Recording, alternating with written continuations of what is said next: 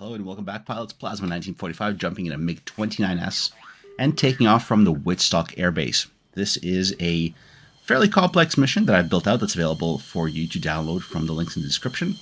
I'll be flying this Mig-29 armed with two Fox 2s R-73s, two Fox 3s R-77s, and a pair of 27Rs. My job will be to do a combat air patrol.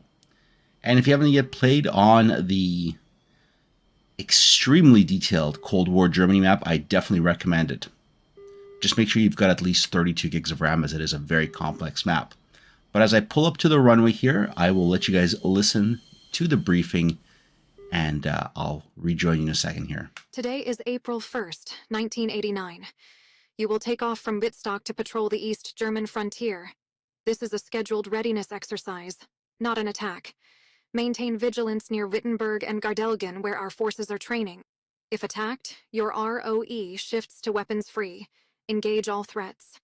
AWACS support is limited due to NATO jamming. SA-5 will activate if enemy strikes occur. Our mission is very straightforward, but first we have to get ourselves in the air, and that is afterburner or non-afterburner, and we rotate at around 300 kilometers an hour, which will show up in the top left-hand corner of our HUD. Now, because we're flying at night, the HUD is definitely the way to go, but you also have your analog dials below. Now we've made our turn, and we're heading for waypoint 2, which is 91 kilometers away. Nav mode, you can see that at the very bottom of the HUD. And in the bottom right-hand corner, you actually have the waypoint number. You also have the ADI, which is in front of your left knee, and it looks like a compass, and it will also show you distances and ranges and directions as well. So the waypoint was 12 kilometers, broad 297. And you can also cycle your waypoint. So if you're at waypoint 2, you can manually change it to waypoint 3, or change to waypoint 4 or 5, or you can just fly to the waypoint, and as you look at the bottom right hand corner of the HUD, once we pass the 0 mark, it'll automatically change to waypoint 3, which is now to the left, and we have a new range of 62 kilometers. And looking at the ADI, we can see that the arrow is pointing kind of to our 8 o'clock. And that's because on the F10 map, we're at the very top of our turn, near HGDR01. And we're going to head for the central part of the waypoint path. Navigation is pretty important. And I'm always looking at the ADI, the big compass in front of my knee here. Now there's something, aircraft that's crossing my nose, right to left. We have a contrail. I haven't been fired on, and it's within the Soviet territory, so we're going to lock him up. And the airplane came back as friendly. It said ACB or ASV, which basically stands for friendly aircraft. Cruising through the darkness, you are really relying on your waypoint and your flight plans. I reach the next waypoint, start my turn. And I think at this point, also, one of my fuel tanks has been exhausted. Now, if you have seen the video on the Mig-29 cockpit briefing, a link will appear in the top of this video corner. But you can see what each of the dials means and what it does. But right now, as I make this right turn, if you look in the bottom right-hand corner, you'll see that there's a white light that's glowing next to a vertical bar. Well, that's because my central fuel tank has run out, and it's time to ditch it. That's going to land somewhere on some farm. And with the radar on, I can see that there's a lot of jamming. Well, that's because the Blue Force has deployed the EB-52H. The EB-52H is a variant of the B-52 designed for electronic warfare. At this point, I'm coming up near the bottom waypoint, just outside of HGDR08, and I can definitely see there's a lot of jamming coming in from the other side of the map, from the enemy side of the map. Now my rules are to hold fire, but I've just been spiked by a SAM.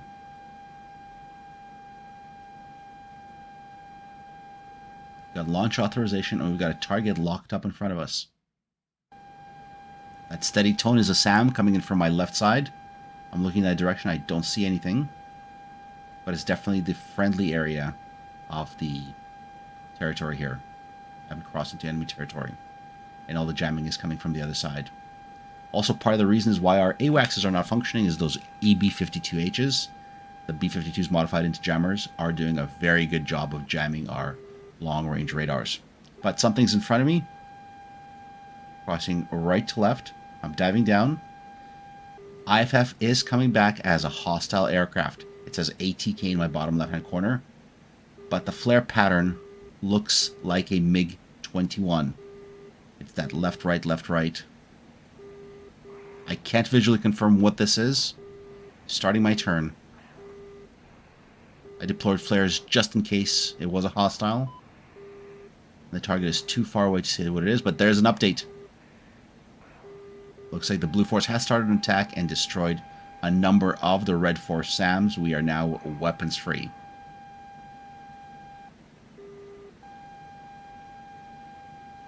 Got the guy locked up. He's somewhere on my nose. Trying to roll with a vertical scan, but I can't pick him up. Can't see him against the darkness, and our AWACSs are not yet active. A hole in the jamming fence has to be made by taking down one of those B-52 jammers before our AWACSs will be of any use. And that jamming is definitely not helping. Also have to be cognizant of where I am because the Blue Force does have SAMs on their side. If I fly too far into the West Germany airspace, I will be in trouble. Okay, being locked up by SAMs. Again, friendly SAMs from the east. Sunrise is friendly. Darkness is bad. Alright, got a target locked up and... that was a missile to the face, guys. Direct hit and impact. As a result of it, I have lost my HUD and I've lost my radar. In the bottom right-hand corner is an MFD which replicates the functionality of the heads-up display. I quickly get my bearing, check my situation. I do have all my missiles, which are showing up on the bottom MFD, but I have no radar and I have no EO and no HUD. But I do see a hostile in front of me, and he is maneuvering. I bring up the net. The net is brought up by pressing number 8 on the keyboard, and this allows you to use a bore sight configuration. You can either use guns or missiles. That was a Fox 1 launch. That's not going to go anywhere, but the target has to be within that tiny crosshair in the center, and the missile has to be a Fox 3 or a Fox 2 missile, but it's basically a bore sight shot. Alright, I'm down to 2 missiles. Got an R-77 and an R-73. Switching to the R-77. There's AAA firing at the hostile. See him? He's going up. Tiny speck. Try to keep him in the bore sight.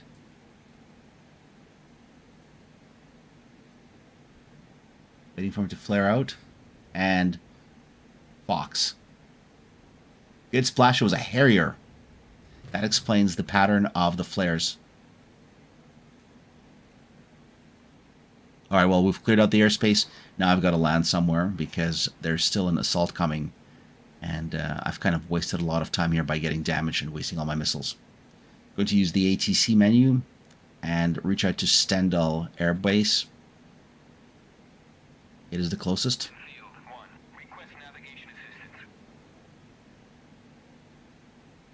Hopefully my radar works. I roll out to course of 073 and look for a runway. There it is. Incredibly close. Let's get a bearing and just confirm it.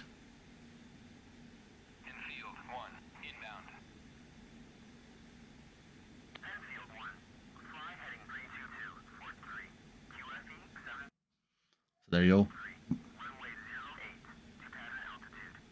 Runway 08. Should be a pretty good landing. Now, I just have to make sure that my airplane will not fall apart.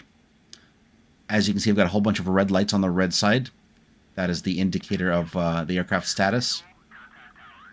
I'm deploying flaps. I drop gear. And at this point, I spot that the lights aren't coming up for my gear to deploy. Also, because I don't have a HUD, I have to use either the MFD or my analog gauges for my airspeed as I approach. And I'm desperately looking at my airplane, and yeah, no, there's definitely no gear, no flaps just yet. And I'm not losing very much speed. My landing speed should be at just around 300 kilometers an hour. And I'm coming in at a blazing 600. There's no way I'll make this landing.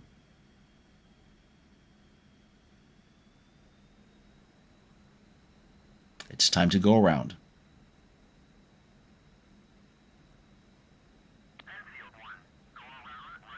It looks like the ATC does agree. Go around.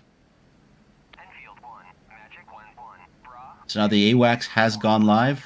One of the B-52s must have been shot down, and there's a gap in the jamming grid. But my bigger concern is actually making this landing here. There's a notification.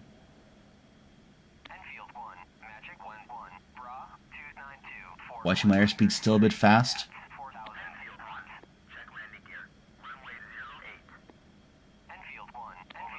Executing some left to right rolls. Trying to drop speed. This is the only way. I basically have to air brake with my whole aircraft. Up until the last second.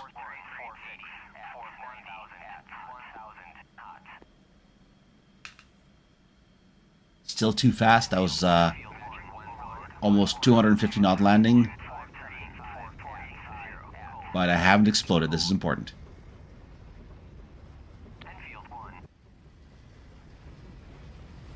And I still bring back an R-73 back for the motherland to keep. But folks, this isn't over.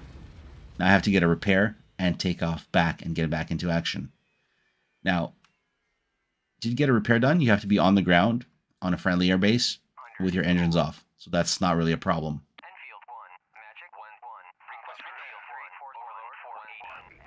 Repair takes about 3 minutes.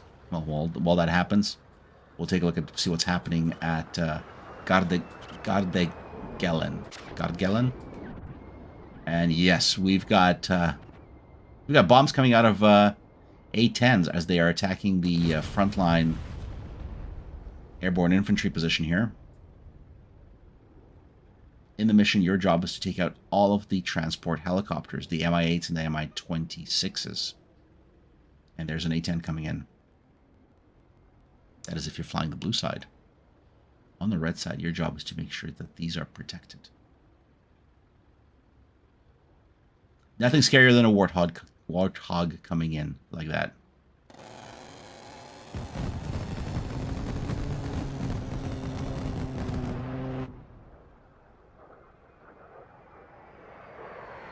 And my apologies that wasn't super cinematic. Well, that's because I was filming that through my VR headset.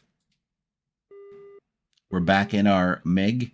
The repairs have been completed. The fuel's been refueled. Missiles are reattached.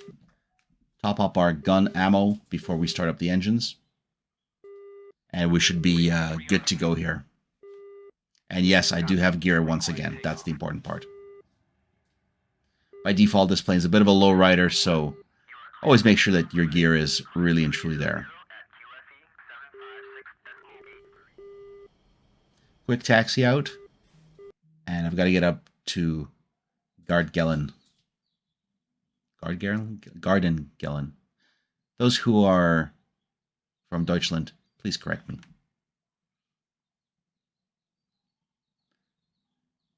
All right, let's get approval for takeoff and hit the takeoff here. No time to wait. Ramp up the engines, pull back on the stick, trim it back slightly. There's afterburner, and up and away. Rotate at just over 250 kilometers an hour. And we're going to go hunting.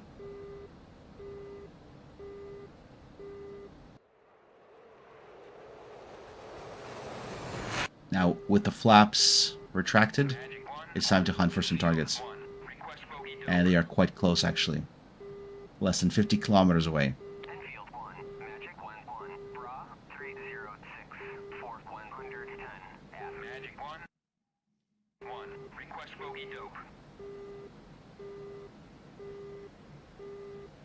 And the AWACS decides to go quiet. All right, well, we'll just stick to the old ways of finding targets.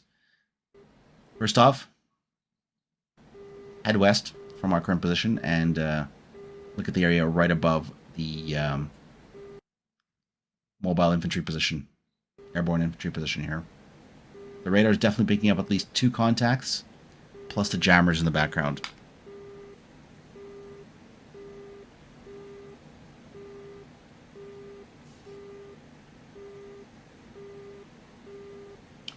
Where's the guy locked up? 20 kilometers. We go, we're within 10 miles. We're on the R-73s. The targets are definitely maneuvering. Those must be the A-10s for my attack. We are using radar. In the bottom left-hand corner, you can see it says ATK once I lock a target, which means it is a hostile and we're authorized to attack. There's a lock, bottom left-hand corner, ATK. Switch to Fox 1 missiles. And send one down the range. No one's locking with radar, so I'm guessing that these are mainly Harriers and A-10s. But pop flares just in case. Splash 1. Maintaining right-hand turn. Pulling back on the speed. Fox 2 with an R-73. Extra flares. Splash Harrier. Or is it truly a splash? He's still flying. Don't let an airplane fly until you've seen it smoke out. There we go. That's what we're looking for. There's been scenarios when an airplane, even though it looks it's been hit, it'll come back around and get you. They've entered the sacred East German Warsaw Pact airspace. They shouldn't be coming out of it. They're welcome to leave as a prisoner, but they're definitely not flying out.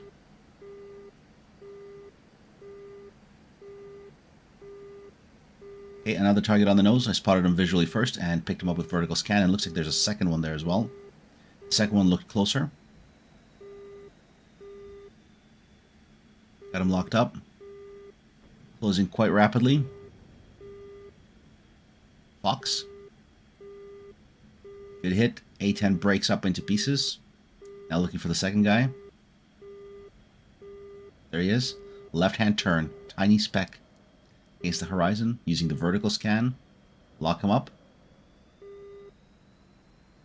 Switch to an R-27ER. And then send a Fox 1 at him. He's heading straight for us. Hopefully the missile works at this range. Fox 1. Look at that missile turn. Good splash. Magic 1-1 in field 1. Request bogey dope. I've locked up a jammer far away. Even though the arrow's pointing near the bottom, I know that range isn't accurate. Those B-52s are at least 100 kilometers away.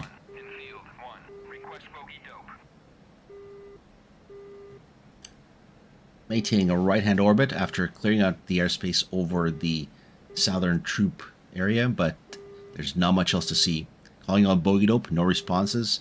After a few orbits, it's time to head north and investigate our second staging area.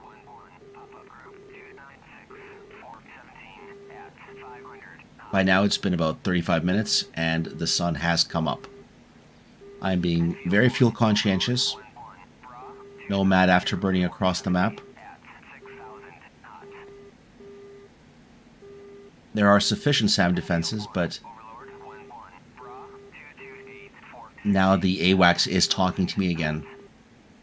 Calling on targets at 8,000. Those are probably the bombers. And there's a good call. 299 for 11.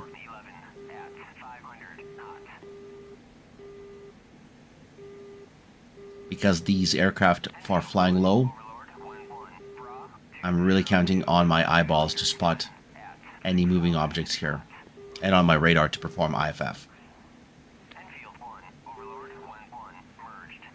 Merged call, that means this guy's within 5 miles of me. And I do see the dot. Vertical scan, we've got a lock, and we have an ATK in the bottom left-hand corner. Looking at the shape.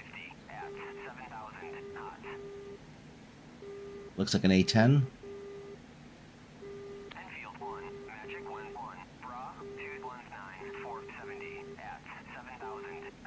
And hopefully you guys are also enjoying the sights now that the sun's come up as to just how incredibly detailed and beautiful this map is.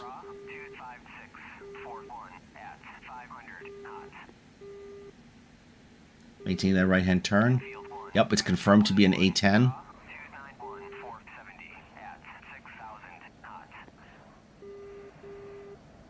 Switching to helmet.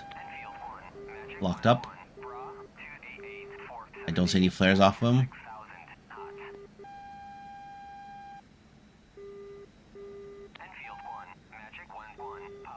Switching to guns.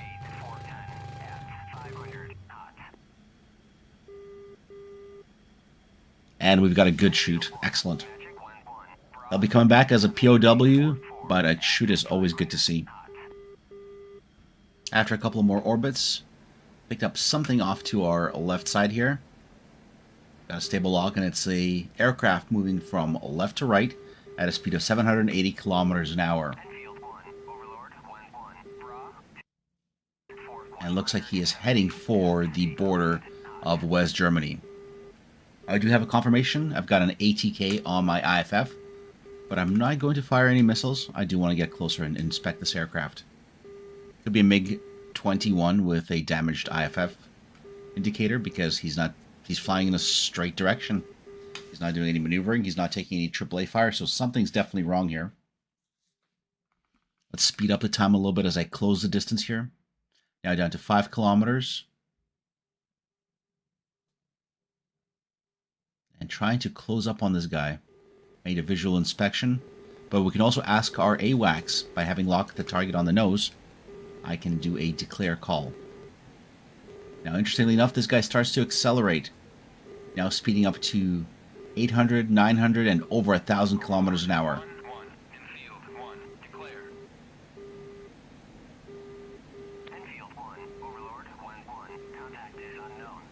Excellent. Slow clap here. Contact is unknown. That's not really helping me. And we've already crossed into the West German airspace. Now, this is definitely either a blue plane or a red plane defecting. And I've got a kick in the afterburner. So having saved the fuel earlier is definitely a bigger deal right now because otherwise I would have had to RTB.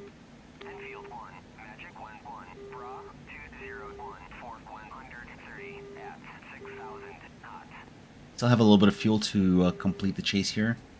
The hostile is less than 1 kilometer away. You can see that by the open arrow that's pointing on the left side of my HUD. We're closing nicely. And the outline definitely doesn't look like a Mig-29. Puff of smoke. Not an A-10. That to me looks like a... I can't tell from this position.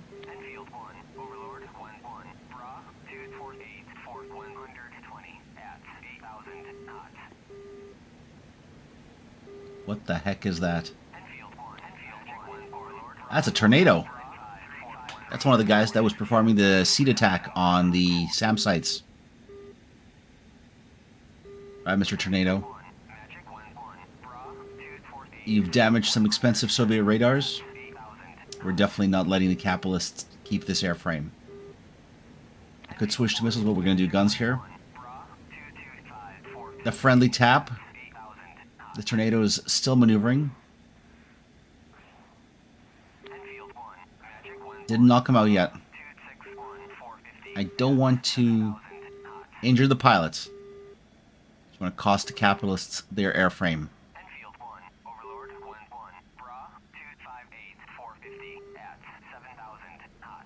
Few million dollars or a few million pounds, definitely worth it.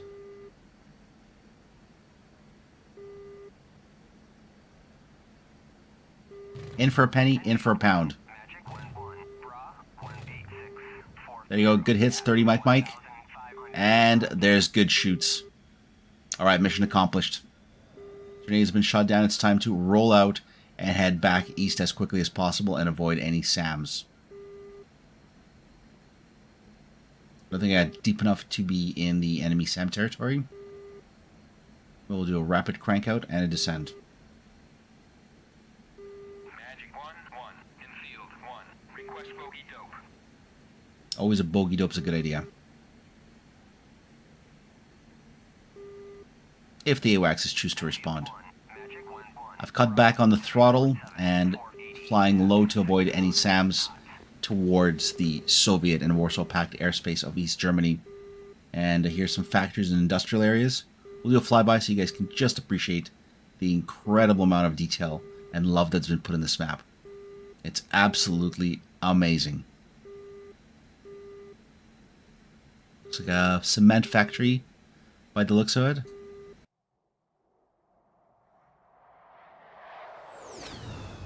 And I didn't hit the factory at all.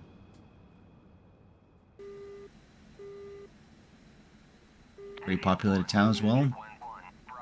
Yeah, the level of detail is absolutely incredible. And in VR, on the Pimax Crystal, we stayed at around 60 FPS all the way through. The only problem is with the sun in the eyes like this is it can be hard to tell.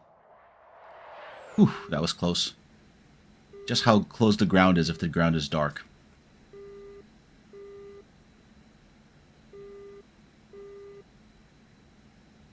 Right, about 60 kilometers to go.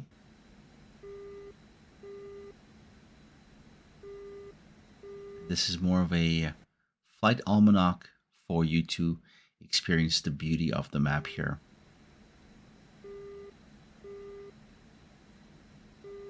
I'm cycling through available air bases trying to find something that's close. One recommendation would be for the MiGs to remove the default FARPs as waypoints, because they do appear automagically. And you can't land on them, so why have them as a navigation landing waypoint in the Mig-29s and the flankers. We'll turn in towards Stendal. Seems to be the closest airbase. Still have about 400 kilograms of fuel. And we'll be coming in for that landing here.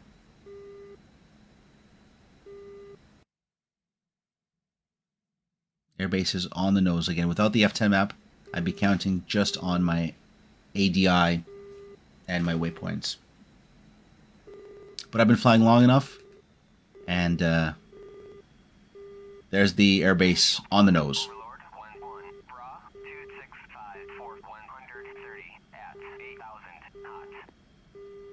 Hopefully they did a good job repairing the gear.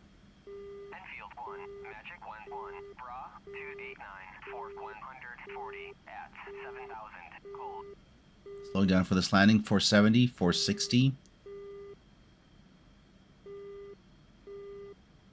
Touchdown should be at around 300. A little bit higher, a little bit lower. Flaps are out.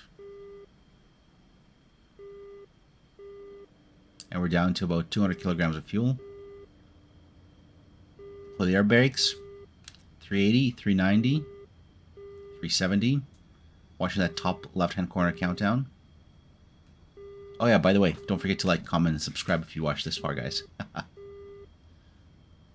340, 330. A little more gas. We're playing with the throttle here.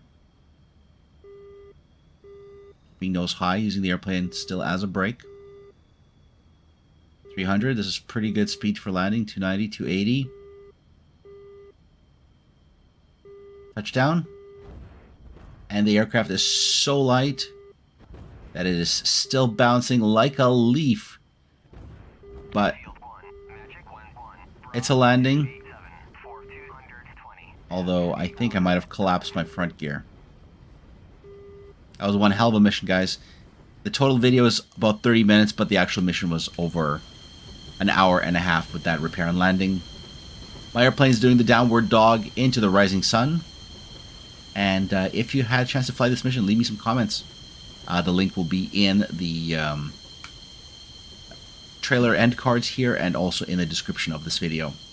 Hopefully you've enjoyed this, and I'll see you in the air. Plasma 1945 is bidding you farewell, as I will hopefully get somebody to help me taxi this airplane off the runway, maybe? Alright.